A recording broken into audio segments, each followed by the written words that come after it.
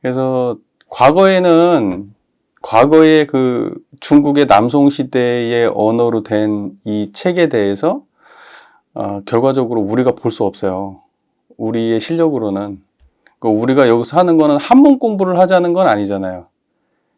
예, 여기는 한문 공부를 하자는 건 아니고, 과연 그 시대의 깨달음은 무엇이었을까? 그때 당시에 한 시대를 풍미했고, 지금까지도 영향을 미치고 있는 그 역사적인 인물의 그 깨달음이 적혀져 있는 그 책, 그걸 공부를 함으로써 지금 이 시대에 우리가 어떤 깨달음을 얻을 건가라고 하는, 거기에 초점이 맞춰져 있는 거지, 한문 공부하려고 이거 보는 거 아니에요. 예.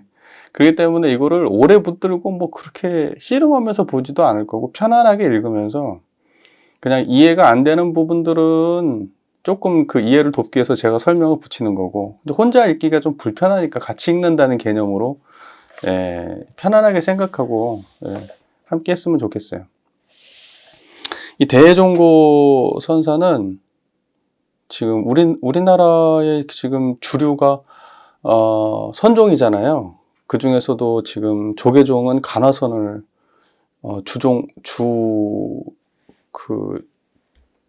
간화선을 주장하고 있는 이제 대표적 종파가 조계종이잖아요.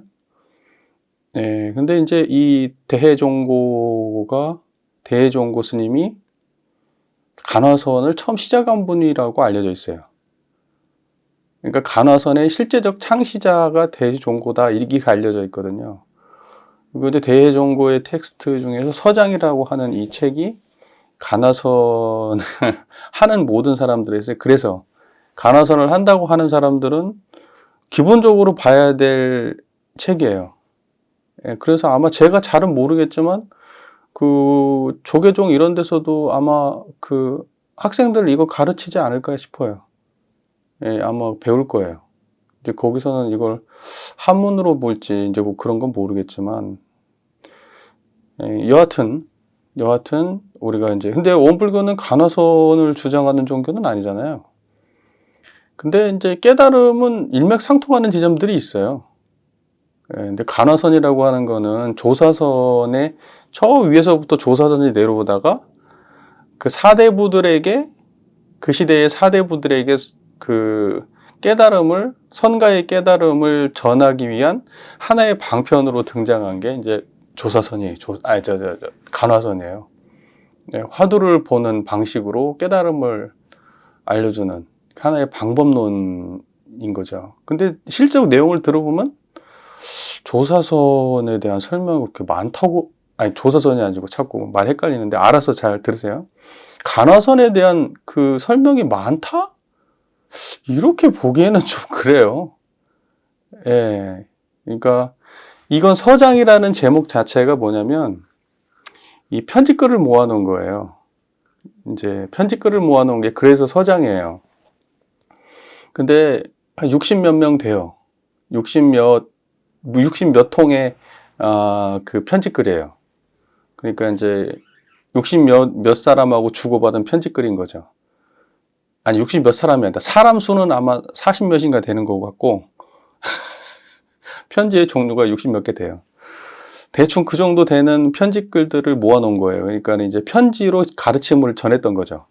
그 시대에는 뭐 어떻게 뭐 먼 거리를 맨날 만날 수도 없고, 그죠? 네, 또 이 사람들이 대부분 사대부들이고, 또 그 다음에 그 공무에 바쁜 사람들이에요. 우리 따지면 이제 고위 공무원들이죠. 네, 이제 그래서 그런 사람들한테 깨달음을 전하기 위해서 편지를 주고받았던 당대 유명한 고승의 편지글로 묶어진 책입니다. 그게 서장이에요. 네, 그래서 이제 그 편지글을 하나씩 읽어가면서 우리가 공부하는 거죠. 왜냐하면 그거는 이제 그 편지글은 그 사람들을 지도했던 글들이니까. 이해가 잘 되시죠? 자, 그러면은 뭐 다 있네요. 숫자는 안 붙어 있는데 하여튼 뭐 60 몇 개 되는 걸로 알고 있어요. 자, 그 대선사 행장부터 볼 텐데요. 13쪽 한번 보시겠어요? 행장이라는 말은 그 사람의 이제 간략한 역사예요. 그걸 보통 행장이라 그래요. 선어록 보면 행장이 앞에 붙어 있는 경우들이 많이 있거든요. 보니까, 그죠? 그래가지고 보면, 그거는 이제 그분의 행적을 갖다가 이제 간략하게 정리한 내용이 이제 행장이거든요. 이거를 쭉 한번 읽어볼게요. 읽어보다가 우리가 어느 지점에 대해서 이제 공부에 관련된 지점에 대해서만 이제 짚고 넘어가고, 그때 그런 일이 있었다는 뭐 그냥 그 정도의 내용은 간단하게 그냥 읽고 넘어가도록 하겠습니다. 대해선사 행장. 선사는 선주 영국현 출신으로 속성은 해씨다. 어머니 꿈에 신인이 한 스님을 모시고 왔는데 검은 뺨에 오똑한 코를 지녔다. 그 스님이 어머니의 침실에 들어오자 어머니가 어디에 주석하는지 물으니 악의 북쪽에 산다고 대답하였다. 깨어보니 임신을 하였다. 아이가 태어난 날에 흰 빛이 방을 비추자 온 마을 사람들이 경이롭게 여겼다. 곧 그해 11월 10일 사시에 태어났다. 예, 꼭 유명인들은 꿈이 붙어요.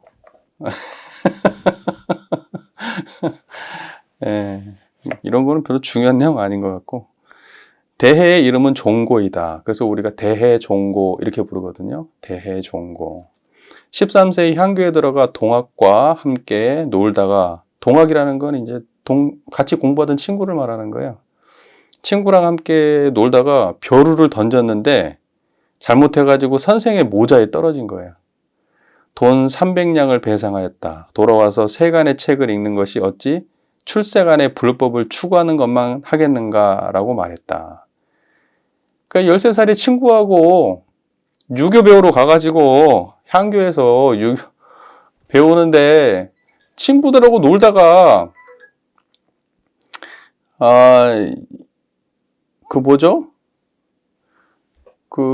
저거 한 거예요. 벼루를 갖다가 놀다가 벼루를 집어 던진 거예요. 그때는 벼루도 귀했을 텐데 그 벼루를 집어 던져가지고 선생 모자에 벼루가 맞는 바람에 모자가 찌그러진 거지. 근데 그게 그렇게 비쌌나 보지, 그 모자가. 이거 300냥이라고 하는데 괜히 비싸 보이잖아요. 300냥? 이제 큰 돈을 물어주게 된 거지. 애들 놀다가 그랬는데. 그래가지고 이제 얘가 삐낀 거지. 정상도 말로 삐꼈어. 그래가지고 이씨. 나 이제 유교 공부 안 해, 씨. 거기에서는 막 세상에 대해서 뭐 수신제가 치고 평천하를 가르치고 막 명명덕을 가르치고 했을 거 아니에요. 공자의 인을 가르치고. 근데 막상 이 사람의 마음 씀씀이는 그렇지 않았을 거 아니야. 그러니까 삐졌겠지. 이건 뭐 말로만 뭐 대단한 하지. 뭐 실제적으로 아무런 뭐 효염이 없는 뭐 이런 공부 뭐. 그러면서 세간의 책을 읽는 것이 어찌 출세간의 불법을 추구하는 것만 같겠는가. 그러면서 갑자기 세간의 책이라고 유학을 폄하하고 출세간인 불법으로 돌아섰어. 13살짜리가. 아름답죠. 네. 그러니까 굉장히 똑똑했던 사람인데 아마 유학에 가가지고 뭔가 몸을 담았으면 뭐가 될지도 모를 사람이지. 근데 거기에서 어긋나는 바람에 불교로 온 거지. 16세에 동산 해오는 해제대사에게 출가하였다. 3년 있다가 출가를 했네요. 그리고 17세 때 머리를 깎고 구족계를 받았다. 17살 때 머리 깎은 거예요. 그때 스님 된 겁니다. 19살 때 제방으로 유행하다 태평주 은저감에 이르렀다. 암주가 매우 반갑게 맞이하며 말했다. 어젯밤 꿈에 가라물 수호하는 신장이 부촉하여 이튿날 운봉 문열 선사에게 선사께서 사찰에 오실 것이다 라고 말했는데 그대가 맞습니다. 이에 문열 선사 어록을 대에게 보여주자. 문열 선사가 올 거라고 했는데 네가 문열 선사 온 것 같다. 그러면서 문열 선사의 어록을 대에한테 보여준 거예요. 그러니까 이게 재밌어. 대에가 얼핏 보더니 암송하였다. 그로부터 사람들이 운봉 문열 선사의 후신이라고 말했다. 등장하자마자부터 머리가 너무 좋으니까 쓱 보고 난 다음에 머리에 암기를 해버린 거야, 얘가. 마치 자기가 말한 것처럼. 예. 그리고 이제 처음에 조동종, 그 다음에는 이제 어떻게 했느냐. 처음에 조동종의 선사들을 참방하여 그 종지를 얻었지만 대해는 아직 만족하지 못했다. 여러분, 선가에도 그 종파가 많아요. 뭐 운문종, 조동종, 뭐 무슨 종, 막 종파가 많아. 무슨 종, 뭐 임재종, 막 양기파, 막 무슨 파, 막 이래. 파가 많아요. 그 중에 이제 조동종이 있어요. 조동종이 아마 지금 일본의 선불교가 조동종일 거예요. 목조선 하는 데가 조동종일 거야. 근데 이제 그쪽 선사들한테 가가지고 그쪽을 참방해가지고 물었던 거지. 깨달음을 구했던 거예요. 자기는 그 책을 외워가지고 달달달하고 뭐 야, 너 후신이다. 너 제대로 이제 공부하면 대단하겠다. 이제 막 이제 이랬는데 자기가 깨달음을 얻은 건 아니니까 그 이후에 이제 만났는데 주로 조동종 선사들을 만난 거야. 근데 시원찮았던 거야. 예, 옛날에는 법을 이렇게 구하러 다녔어요. 여러분, 그래서 스승이 없이 혼자 깨친 사람이 없어요. 다 보면 스승 찾아 돌아다니다가 스승 잘 만나가지고 깨쳐요. 예, 혼자서 깨치고 이러지 않아요. 그러니까 대종사님 대단한 거야. 스승 없이 깨쳤다. 우리는 이게 별거 아닌 것 같지만 깨달음을 추구하는 문 중에서는 혼자 깨친 경우를 거의 보기가 어려운데 혼자 깨치면 희한하게 깨치거든. 제대로 못 깨치고 편벽되게 되는데 대종사님은 굉장히 원만하게 깨치시지. 혼자 깨쳤는데도. 예. 자, 정화 2년 임신년 대해 나이 24세에 담당 문준 화상에게 참문하여 4년 동안 시봉하고는 큰 깨달음이 있었다. 이렇게 되어 있어요. 그러나 담당 문준이 임종에 이르러 원호 극근에게 참문하여 대사를 성취하라고 일러주었다. 담당 문준이라는 분이 연세가 아주 많은 상태에서 이제 죽음을 얼마 안 앞둔 상태에서 만난 거예요. 근데 끝까지 자기가 책임질 수가 없으니까 야, 원호 극근 찾아가라 이제 이렇게 얘기한 거예요. 원호 극근 매우 유명한 선사죠. 원호 극근. 그래서 대해는 선화 4년 이민년에 원호 극근 선사를 참문하려고 했다. 그러나 원호 선사께서 멀리 장산에 계셨기 때문에 잠시 태평사에 평보융 회하에 의지하였다. 선화 7년 을사년에야 비로소 변경의 천령사에서 참문하였다. 겨우 40일쯤 지났는데 어느 날 원호 선사께서 개당하여 다음과 같은 이야기를 들어 보였다. 여러분, 이거를 어떻게 이해하고 계세요? 그러니까 담당문준 선사가 당신이 이제 열반하시기 전에 이 아이를, 자기 그 대해를, 34살의 대해를 원호 선사한테 보내려고 했어요. 야, 거기 가서 나는 이제 죽게 생겼으니까 나머지 공부는 거기 가서 해라. 그랬는데 원호는 이래저래 해가지고 사실 안 간 거예요. 이게 핑계된 거라고. 왜냐면 이때만 해도 원호가 잘 나갔거든.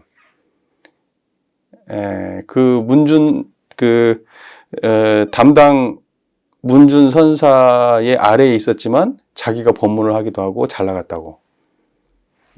꽤나. 그러니까는 자기도 어느 정도 공부됐다고 생각했는데 누구한테 가라 그러면은 내가 그래야 내가 누구한테 배워야 될 레벨은 아니잖아. 이런 생각을 하게 된 거예요. 그러니까 이 핑계 저 핑계 대면서 안 간 거예요, 사실은. 그러다가 이제 몇 년이 지났어요. 그러니까 벌써 24세, 37세니까 10년이 아니다. 28세. 한 10년 거의 10년 그 정도 돼서야 원호 극근 선사를 찾아간 거예요. 그때까지도 혼자 공부했던 거예요. 자, 한 승이 운문문원에게 물었다. 자, 이제 지금부터는 원호 극근 선사하고 대종고의 이제 그 이야기죠. 그러니까 깨달음의 이야기가 나와요. 요거는 우리가 한번 짚어야 돼요. 한 승이 운문문원에게 물었다. 이건 지금 원호 선사가 지금 사람들 모아놓고 개당이라는 거는 이제 여기 그 사람들 모아놓고 지금 법문사라는 상황이에요. 한승이 우문분원에게 물었다. 제불께서 출신한 이치는 무엇입니까? 이게 유명한 얘기인데 운문이 말했다. 동산수상행. 동산이 무리로 간다. 이런 뜻이거든요. 동산수상행. 동산이 무리로 간다. 그러니까 제불께서 출신한 이치가 무엇입니까? 동산이 무리로 간다. 이게 무슨 말이에요? 제불의 출신처가 뭐냐고 물어봤어요. 그러니까 모든 부처가 어디서 나와요? 이렇게 물어보니까 동산이 무리로 간다. 이렇게 말했어요. 이거를 생각을 많이 하시면 안 돼요. 생각을 하면 안 돼. 자, 모든 부처가 어디서 나오는지 아시잖아요. 우리 원불교로 따지면 우주만유의 본원짜리고 제불제성이 시민짜리잖아요. 그 시민짜리에서 모든 부처가 나와요. 우주만유의 본원짜리에서 모든 부처가 나와요. 말로는 그래요. 근데 이제 선가에서는 그런 식으로 직접적 이야기를 하지 않고 이제 다른 방식으로 설명을 하죠. 그걸 건드리지 않고 단지 그 견해를 품고 딴말을 해요. 견해를 품고 딴말을 해요. 그 딴말을 함으로써 어떻게 되느냐? 그 사람의 분별을 끊어요. 분별을 끊어서 그 경지가 드러나게 해줘요. 그러지 우리처럼 설명을 차근차근 해주지 않아요. 경지를 드러내 보여주는 거지. 그러니까 뭐냐면 동산이 무리로 갔다. 그 소리를 딱 들으면 이거 엉뚱한 답이잖아요. 논리구조를 파괴한 말이잖아요. 그럼 동산이 무리로 갔다 하는 그 소리를 딱 들으면 여러분 청정해야 돼요, 지금. 동산이 무리로 갔다. 청정하십니까? 동산이 무리로 갔다. 동산이 무리로 가는 걸 상상하면은 이건 아니고, 우리는 동산이 무리로 가는 걸 상상할 수 있지만 동산이 무리로 갔다 할 때 여러분은 청정하면 돼요. 그 경지를 보여준 거예요. 이게 그 화두거든요. 이 운문의 화두. 자, 그러나 나 천령이라면, 그 천령은 이제 거기가 있는 곳이 천령사니까 자기를 천령이라고 얘기하는 거예요. 원호극근이. 나라면, 원호가 자기 자신이라면 그렇게 말하지 않고 스님에게 훈풍이 남방으로부터 불어오니 전각에 시원한 바람이 일어난다고 할 것이다. 그러면 이게 같은 말이야, 다른 말이야?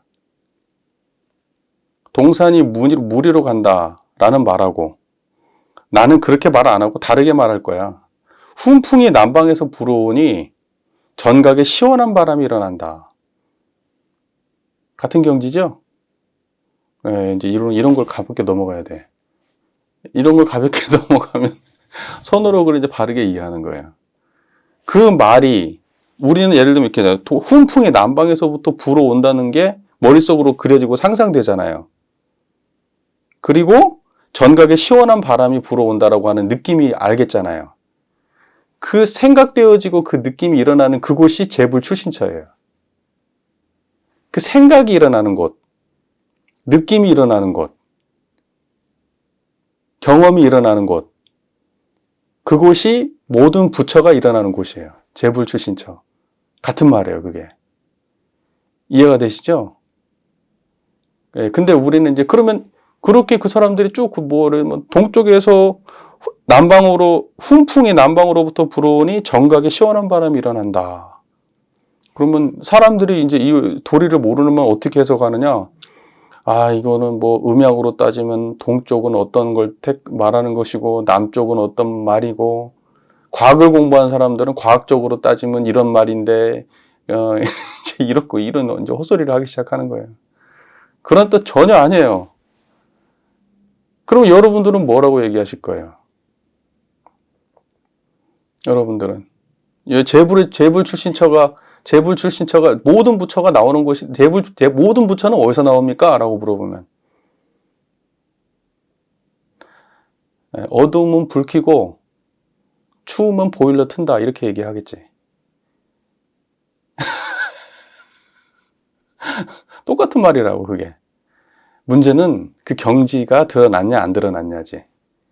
이 말은 아무것도 아니에요. 이해가 되셨어요? 자, 그러면 이제 넘어갈게요. 그 다음 문장에 대해가 그 말을 듣고 호련히 전후의 시간이 단절되었다. 이거 보면 이제 두미가 끊어졌다고 얘기하거든요. 앞뒤가 끊어졌다고. 전후의 시간이 단절되었다. 그러면 그전에는 뭐였다는 거예요? 이 사람이 그 담당 문준한테 깨달음을 얻었었다는 거야? 안 얻었었다는 거예요? 그때는 깨달음이 시원찮았다는 거예요. 뭘로 알았을까? 그때 원호극근의 깨달음은 어디에 근본되어 있었냐면 이 지식에 근본되어 있었던 거예요. 이 얼마나 많은 경전을 봤으며 얼마나 단어와 수거의 그 논리적 유기관계를 부드럽게 설명할 수 있는가, 사람들하고 문답했을 때 얼마나 똑똑하게 대답할 수 있는가, 이제 이런 거를 깨달음이라고 착각하고 있었던 거예요. 이제 그게 깨지는 과정이에요. 그게 원호극근하고의 아주 끈끈한 인연관계가 있는 것이죠. 그게 스승과 제자의 관계가 실제적 스승이겠지, 원호극근이. 원호극근이 그 임재종 계열의 유명한 선사인데, 임재종 계열의 거기에 이제 맥을 이은 사람이 이제 대종고가 되는 거죠. 이제 이렇게 되는 거예요. 자, 대해가 그 말을 듣고 호련히 전후의 시간이 단절되었다. 이에 원호선사께서 천령사의 택목당에 머물게 하고 시자의 소임도 맡기지 않고 오롯한 마음으로 보임하게 하였다. 보림이라는 게 무슨 말이에요? 그 끊어진 자리를 지키게 한다는 뜻이에요. 보라는 거는 지킨다는 거예요. 유지한다. 지키고 그거를 유지하는 거예요. 그걸 보림이라고 하는 거예요. 그러니까 보림은 내가 지키고 유지할 경지를 자각한 사람한테 하는 거예요. 보림.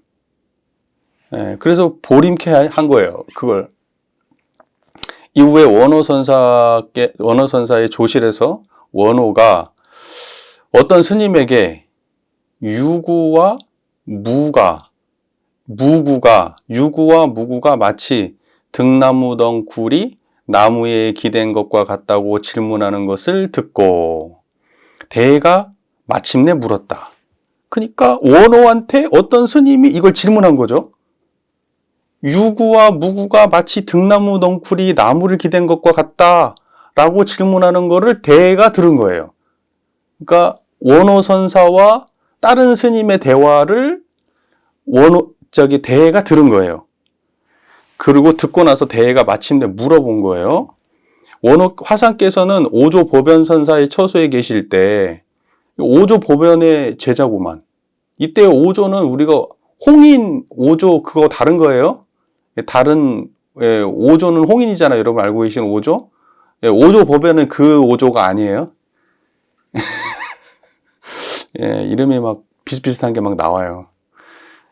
오조보변선사의 처소에 계실 때 일찍이 이 공안에 대해 질문했다고 들었는데 무슨 답변을 들었는지 궁금합니다.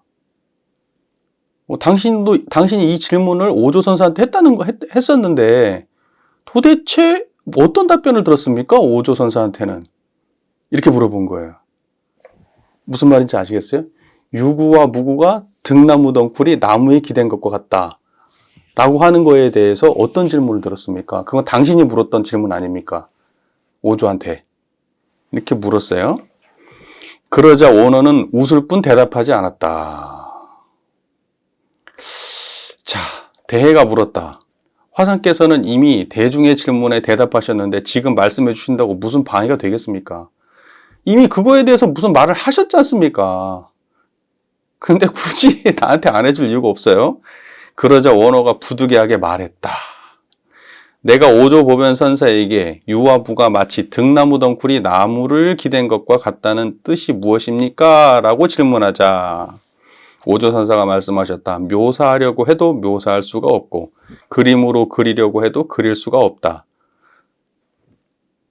자, 내가 다시 나무가 쓰러지고 덩굴이 말랐을 때는 어떻습니까? 라고 질문하자 오조선사가 말씀하셨다. 서로 따라온다.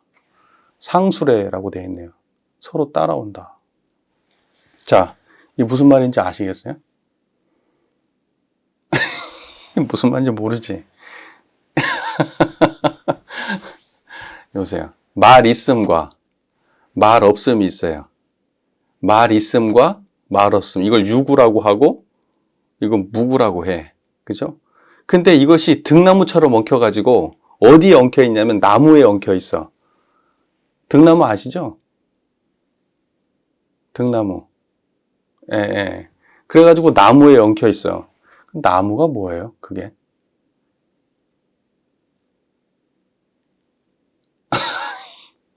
여러분이 말할 때는 그 말은 어디에 붙어 있어요?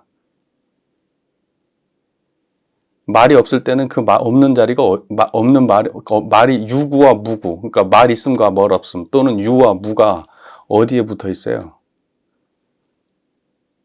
무슨 말인지 아시겠어요? 그 말이에요. 그러면 그것이 말라버렸어. 여기에 보면 뭐라고 되어 있냐면 나무가 쓰러지고 덩쿨이 말랐을 때는 어떻습니까? 그것이 다 쓰러지고 말랐을 때는 어떻습니까? 이렇게 물어봤어. 그러니까 뭐라고 하냐면 따라온다. 서로 따라온다. 말라 비틀어져도 무엇이 따라와요? 뭔 말인지 아시겠죠? 그 자리에 안 떠난다는 뜻이죠. 그런 말이에요. 그러니까는 뭐냐면 대해가 그 자리에서 화려하게 대우하고 저는 알았습니다라고 하였다. 이 말 이해되세요? 이제 좀 뭔가 알아들은 거예요. 근데 이제 그 전을 보시죠. 처음에 운문하고 동산 수상행이라고 하는 운문의 동산 수상행이라고 하는 거기에 대해서 호련히 시간이 단절됐어. 그래가지고 뭔가 보림을 시작했어. 그 과정에서 다시 한번 깨지게 되는 상황이 발생하는 거예요. 그러니까는 사람들이 뭘 깨달았다고 하면 한 방에 깨달아가지고 단방에 끝나는 게 아니고 초점이 맞는 시간들이 필요해요. 대충 방향은 맞는 것 같아. 방향은 맞는데, 근데 그 방향을 가다 보면은, 이게 흐릿해, 그 방향이. 근데 가까이 가다 보면 초점이 맞아져요. 선명해지게 돼. 그런 시간들이 꼭 필요하더라고요. 저도 같이 사람들하고 공부를 해보면. 여러분들은 어떨지 모르겠습니다만은.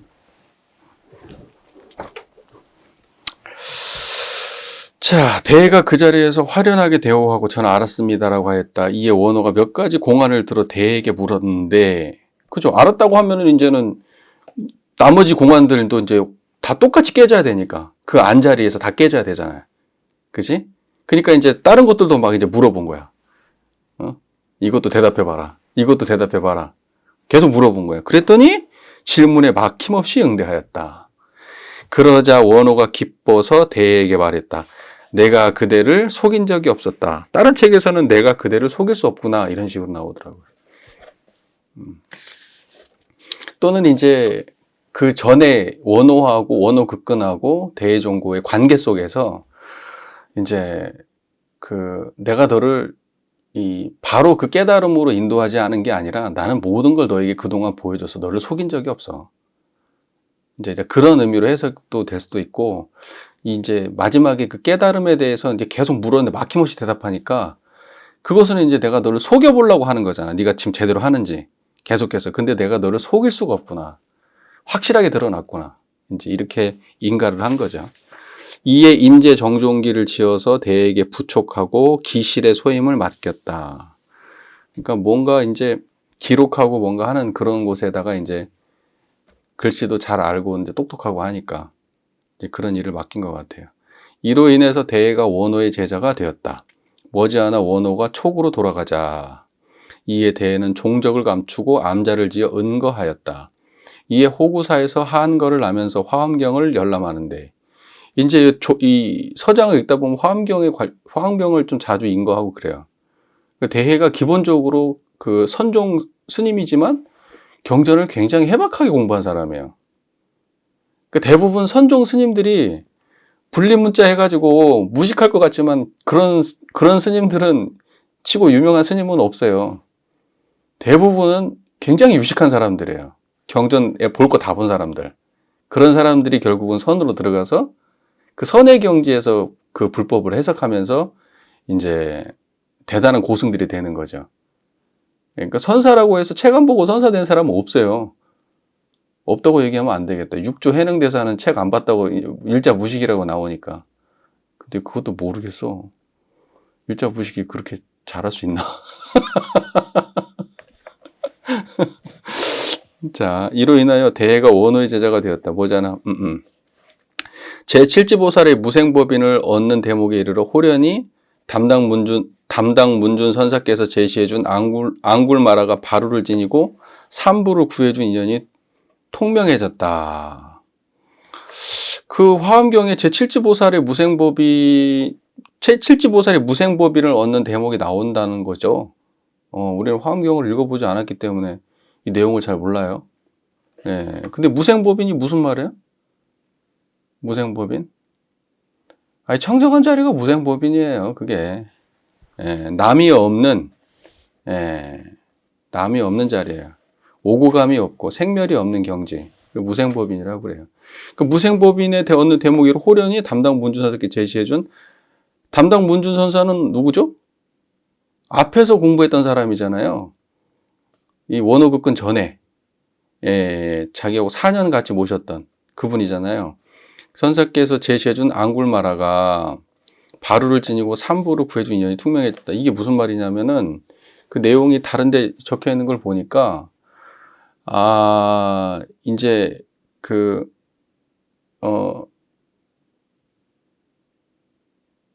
산부, 그러니까 산모죠, 산모. 산모가 있는데 그 산모가 애를 못 낳아요.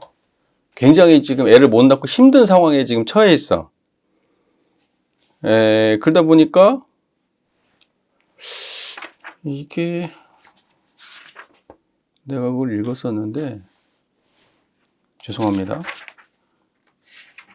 제가 읽었어도 머리가 안 좋아서 기억이 안 나요. 다시 좀 찾아봐야 돼. 잠시만 기다려 보세요.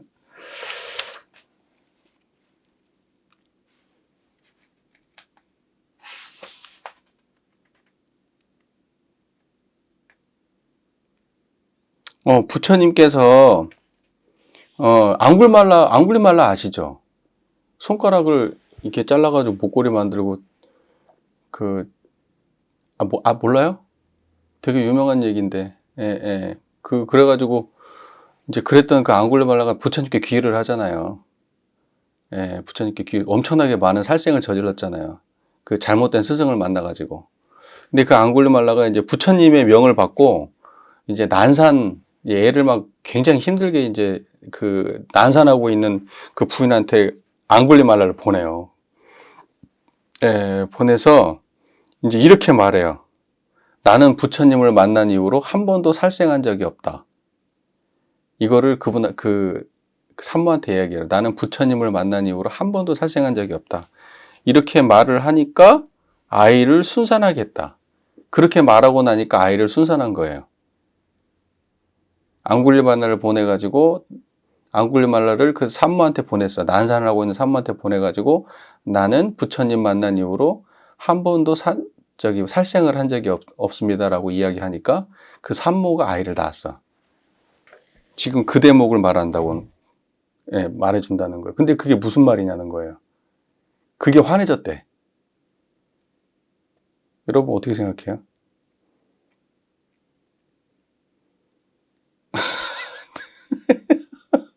그 소리 듣고 왜 산모가 아이를 낳았을까? 나는 부처님 만난 이후로 살생을 저지르지 않는다라고 하니까 산모가 애를 낳았어. 이게 무슨 말이에요? 이제 이런 거는 어디에도 나오질 않아. 이게 무슨 말이지?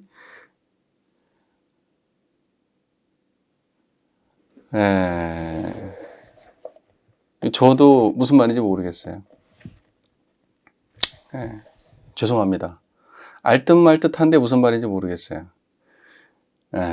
근데 한 가지 확실한 거는 이게 그 인연이 통명해졌다. 이렇게 시원하게 확 통해서 밝아졌다. 그 의미가 확실하게 이해가 됐다. 이런 뜻이잖아요. 근데 이제 무생법인을 얻는 대목에서라고 나오잖아요. 그러니까는 결국 그 불생불멸의 경지에서 무엇이 나온다는 뜻이겠지. 그것과 다른 말이 아닐 것 같아요. 이해가 되시죠? 예. 사람을 죽이고 살리지 않는 그러한 경지에서 사람이 나오는 거예요. 생사가 없는 자리에서 생이 나오는 거예요. 그러한 의미하고 관계가 있지 않을까 생각해요. 네. 무슨 말인지 이해가 되고 계신지 모르겠네. 예. 알아서들 더 생각해 보세요. 이거는 그냥 저의 아주 짧은 소견이니까.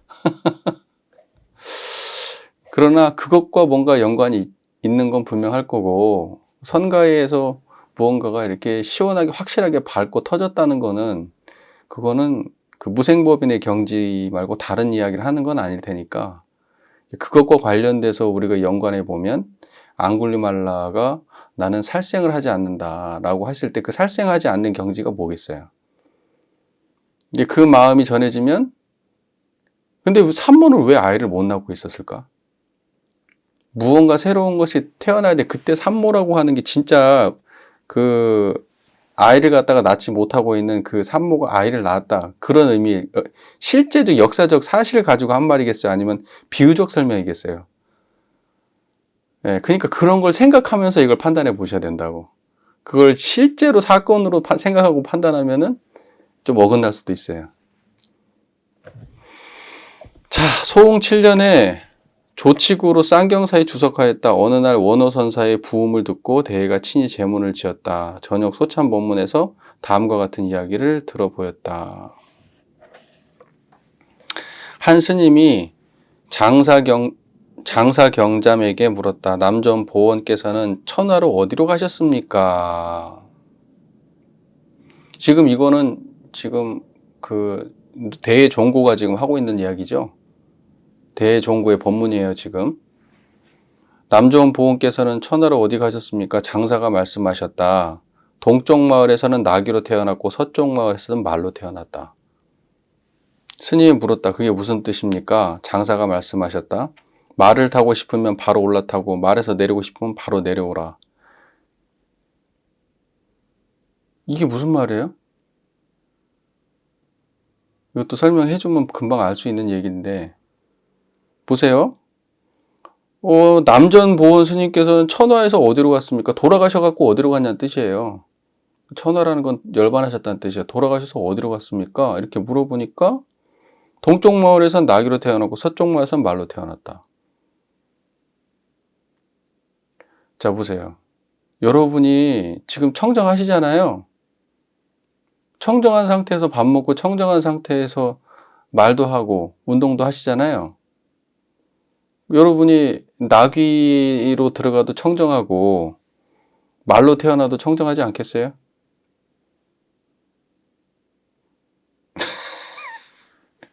그건 지극히 원불교적인 느낌의 설명이고, 나귀로 태어났고 서쪽에서는 말로 태어났다. 이 말은 뭐냐면 우리가 어디로 갔는가라고 하는 그 질문을 끊는 거예요. 어디로 갔는가라고 하는 그 의심과 질문, 그것을 끊는 거예요. 예. 무슨 말인지 그 말 이해되세요? 그러니까 깨달음을 드러낼 뿐 다른 이야기는 없어요. 모든 문답은. 그러니까 그러한 질문 사이에는 뭐만 남기느냐? 질문에 대한 해답을 남기는 게 아니라 그것과 무관한 자리를 남겨요, 항상. 질문과 대답 사이에 남는 거 하나밖에 없어요. 이해가 되세요? 남전보원은 돌아가셔서 어디로 갔습니까? 동쪽 마을에는 나귀로 태어났고 서쪽 마을에서는 말로 태어났다. 끝. 청정하십니까? 그게 드러나면 되는 거예요. 근데 이제 사람들, 이거는 그러니까 뭐냐면 모든 선문답은 선에서 주고받는 모든 대화는 그 말의 흐름에 쫓아가면 함정에 빠지는 거예요. 거기에 속지 않는 길은 다만 청정한 거예요. 그 이야기를 들을 때도. 그런데 이러한 질문을 던지자마자 견해가 없는 사람들은 저게 무슨 말이지? 하고 또 의문으로 빠져들어요. 또 나귀를 말하면 나귀가 떠오르고 말을 말하면 말이 떠올라요. 말도 나귀도 아니면 어딘데요?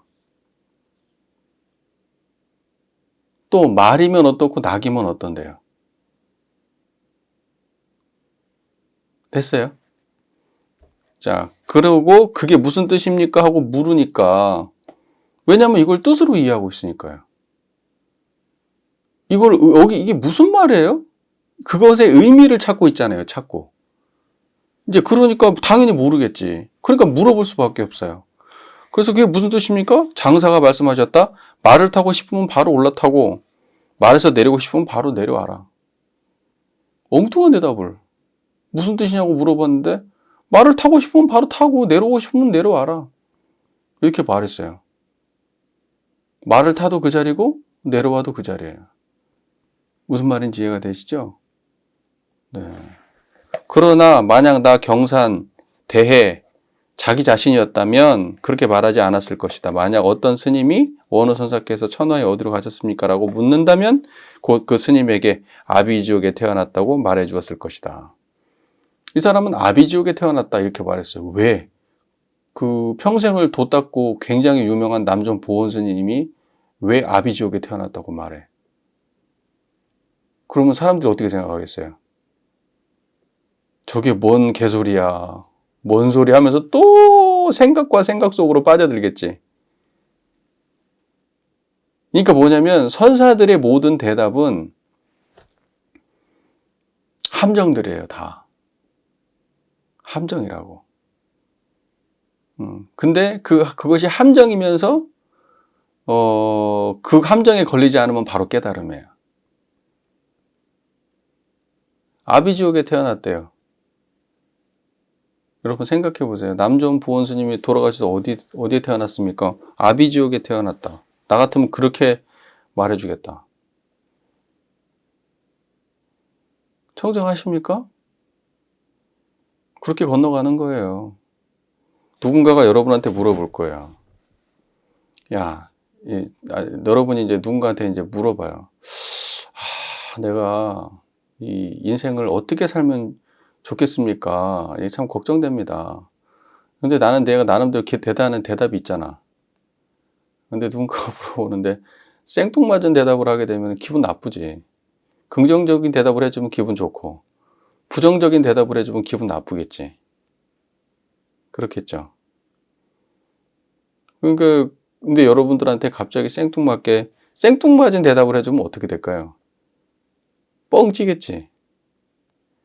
그래서 성가의 모든 질문과 대답들은 생각의 흐름을 쫓아가게 해주질 않아요. 생각의 흐름을 쫓아가게 해주지 않는다고. 그게 어법에 맞게 말을 하지 않아. 왜냐면 어법에 맞게 말을 하면 그게 생각에 떨어지니까 자꾸. 생뚱맞은 말을 해요, 갑자기. 그러면 여기에서 예를 들면 아비지옥에 태어났다라고 말했는데 아비지옥에 태어났다라고 말을 했기 때문에 사람들이 의심을 하고 그 함정에 빠지는 거지. 그분은 저기 극락세계에 태어났어 라고 하면 사람들이 질문할까?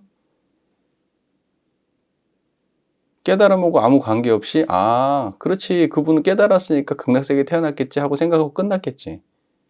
선문답이 아니지.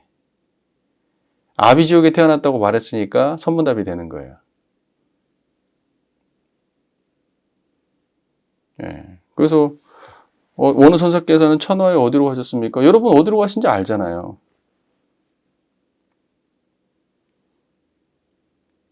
여러분 몰라요? 어디로 간지? 여러분 어디서 태어나서 어디서 살다가 어디로 갔는지 몰라요? 남조원 보원선사는 어떻게 했을까요? 거기서 살다 그렇게 태어나서 그렇게 살다가 그렇게 죽었겠지. 답은 그거지. 무슨 뭐 아비지옥이 있고 어디가 있고 다른 게 어디가 있어요. 자, 이게 무슨 뜻입니까? 라고 본다면 자, 그 또 누가 그렇게 태어났다 말해서 그럼 못 알아듣고 또 그게 무슨 뜻입니까? 라고 또 묻는다면 배가 고프면 구린물을 먹고 목이 마르면 센 물을 마신다고 답했을 것이다. 청정하십니까? 그렇게 건너가는 거예요. 이것이 무슨 뜻인가 고민하지 마세요. 여기 말에는 아무 뜻이 없어요.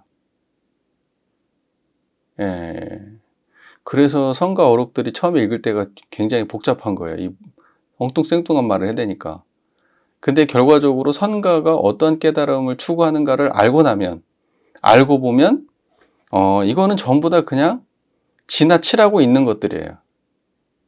여러분은 뻥 뚫린 대로가 지금 눈앞에 펼쳐져 있는데 옆에 있는 소나무를 힐끗거리다가 그 소나무를 쳐다보고 예쁘다고 그쪽으로 빠져들고, 저쪽에 가니까 저수지가 아름답다고 빠져들고, 저쪽에서 사람들이 싸움질하니까 저기 신기하다고 빠져들고 하면서 여러분이 원래 가고 있는 길을 잊어버려요, 자꾸. 이거는 뭐냐?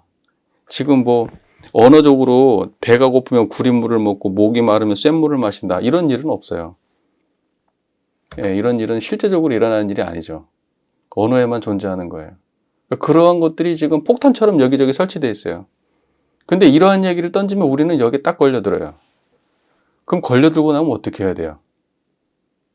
생각이 끊어지겠어요? 이어지겠어요? 생각이 끊어져야 돼요. 원래 그게 목적이에요. 이 선문답의 목적은 생각이 끊어지게 하는 거예요. 그러니까 이런 엉뚱한 말을 하는 거예요. 사리에 맞는 말을 하면 생각이 이어져서 안 돼요.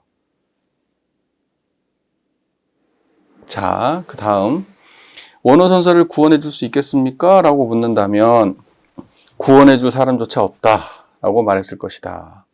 이것이 바로 나 경산이 평소에 차를 마시고 밥을 먹는 이치다. 마지막에 확실하게 말했죠.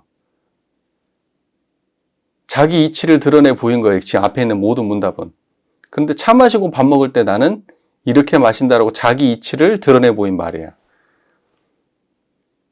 그러면 나 경산이 그 스님이 어떻게 밥을 먹었다는 거예요? 청정하게 밥 먹었다는 얘기예요. 여기서는 청정하단 말도 잘 안 쓰지, 성가에서는 언어 자체를. 그러니까는 배고프면 구린물 먹고 목마르면 쇳물 마신다? 나는 내가 평소에 차 마시고 밥 먹는 소식이야, 이 소식이. 이렇게 말한 거예요. 별 대단한 거 없어요. 무슨 말인지 아시겠죠? 다만 청정한 경지를 드러내 보였어요. 세상에 수많은 비논리적이고 또는 논리적이고 희로애락이 있고 뭐가 있어도 거기에 개의치 않고 오직 청정한 자리로 차를 마실 수 있는 거예요. 이런 걸 타파해야. 무슨 말인지 아시겠죠? 구린물에 걸리고 쇳물에 걸리면 안 돼요. 자, 소흥 11년 5월에 간사한 재상 진해가 대해를 장구성의 우리와 엮어서 주청하여 가사와 개첩을 빼앗고 형주로 15년 동안 유배를 보냈다. 소흥 26년 10월에 조칙으로 매양으로 옮겼다가, 그러니까 뭐냐면 진해라는 재상이 대해가 누구죠? 거기 그 사대부들하고 잘 어울리는데, 그게 이제 시대의 어떤 흐름에 휩싸여서 그 사람하고 엮여져 있는 대해를 한꺼번에 싸잡아가지고 이제 유배 보낸 거예요. 씌워가지고. 무슨 상황인지 아시겠죠? 그렇게 된 거예요. 그런데 소흥 26년 10월에 조칙으로 매양으로 옮겼다. 머지않아 가사를 걸친 승려의 신분을 회복하고 해금되었다. 11월에 조칙으로 아유광사에 주석하였다. 소흥 28년에 칙지를 내려 대해로 하여금 다시 경산사에 주석하여 원호선사의 종지를 크게 펼치도록 하자 그 선법이 번성하여 당세를 덮었고 대중이 2천여 명에 이르렀다. 그러니까 대부분 보면은 이렇게 역사에 남는 사람들은 그 시대를 풍미했던 사람들이에요. 그런 사람들 역사에 주로 남아요. 다 그런 거는 아니지만 굉장히 많은 제자를 배출한 사람들이 역사에 남죠. 신사년 봄에 명월당에 퇴거하여 이듬해 이모년에 황제가 대해선사라는 호를 내렸다. 그래서 대해종고예요. 효종, 용흥, 원년, 계민년 명월 땅에 주석하고 있었다. 어느 날 밤에 대종은 별 하나가 명월 땅의 서쪽에 밝은 빛을 내면서 떨어지는 것을 보았다. 대해가 그로 인하여 작은 병을 보였다. 8월 9일에 대중에게 말했다. 나는 내일 떠나겠다. 그날 밤 오경에 손수 유표를 쓰고 아울러 뒷일을 부탁했다. 요현이라는 스님이 개송을 청했다. 이에 대해가 크게 써주었다. 삶도 다만 이러하고 죽음도 다만 이러하다. 개송이 있고 없음이 무슨 중대한 일이겠는가. 태연하게 입적하였다. 세수는 75세고 범납은 58이다. 그때 나이로 따지면 75세까지 살았으면 굉장히 장수한 거잖아요. 장수했고, 자, 삶도 다만 이러하고 죽음도 다만 이러하다. 생사가 다만 이러하다. 그때 이러하다는 게 무슨 말이에요? 청정하다는 뜻이에요. 네, 청정하다는 거예요. 생사가 이러하잖아. 그러니까 뭐냐면 뭐 밥 먹고 똥 싸는 게 이러한 거죠. 네. 그리고 기쁨과 슬픔이 이러한 거예요. 옳고 그름도 이러한 거고요. 이놈과 해놈도 이러한 거고요. 이쪽과 저쪽이 이러한 거고요. 이놈과 저놈이 이러한 거예요. 예, 그게 이러한 거예요. 그게 무슨 말인지 이해가 되세요? 여러분들 그 말 이해되셔야 돼요. 청정한 자리에서 다 드러나고 사라지는 것 뿐이에요. 그러니까 그냥 이러한 경지를 놓치지 않는 거예요. 이러한 경지를. 그러니까 이러한 경지에서 차 마시고 밥 먹은 거예요. 대해선사는. 그리고 이러한 경지를 떠나지 않고 선문답을 했던 거예요. 그러니까 막힐 일이 없는 거예요. 저 사람은 논리적으로 생각하니까 막히죠. 대해는 논리적으로 생각하지 않고 다만 이러한 경지에서 쓸데없는 말 뱉는 거예요. 무슨 말인지 이해가 되세요? 예, 쓸데없는 말을 뱉어요. 이게 여기 그러니까 뭐냐면, 실제적으로 선문답에서 등장하는 모든 문답은 다 쓸데없는 말들이에요. 여러분 입속에 들어가는 밥, 라면 한 젓가락 수준도 안 되는 아무런 쓸데없는 이야기들 뭔데요 그게 도대체? 이게 배고프면 구리 못 먹고 목이 마르면 쇠물 마신다. 이 뭔데요 도대체 이게? 쓰잘데없는 거예요. 근데 대해는 그걸 다 알지. 선사들은 그거 다 알아요. 다만 이러한 것들이 방편으로 쓸 뿐이지. 그런데 모르는 사람들은 이러한 정말로 쓰잘데없는 말들 속에서 의미에 빠지고 가치를 찾고 그러면서 선의 본질에서 멀어지는 거예요. 이해가 잘 되십니까? 네. 하하하하. 황제가 무척 슬퍼하였고 시오를 보각이라 하고 타포를 보광이라 하였다. 오늘날 살아생전에 호와 입적한 이후 시오를 들어 대해보각이라 한 것은 남악회양 화상의 호가 이에 또한 대해이기 때문에 그것과 구별하기 위함이다. 대해보각선사 이제 이렇게 쓰잖아요. 대해보각선사서, 대해보각선사의 편지 이렇게 돼 있잖아요. 이 앞에 제목이 대해보각선사서 이렇게 돼 있잖아요. 그러니까 대해라는 말은 남악회양의 호하고 섞이기 때문에 뒤에다 대해보각이라고 해가지고 네자로 만들어서 구분한다는 뜻이죠. 이해가 잘 되시죠? 자, 사법제자가 84인이었다. 야, 여러분 그 법을 갖다가 물려받은 제자가 84명이면 이거 엄청난 거예요. 그러니까 이렇게 떠 있는 거예요. 이거는 대선사가 쓴 편지글이지만 누군가가 이걸 정리해가지고 책으로 다 엮어가지고 대선사가 드러나고 있는 거예요. 지금까지도. 여기까지는 잘 이해가 되셨을 거라고 생각합니다.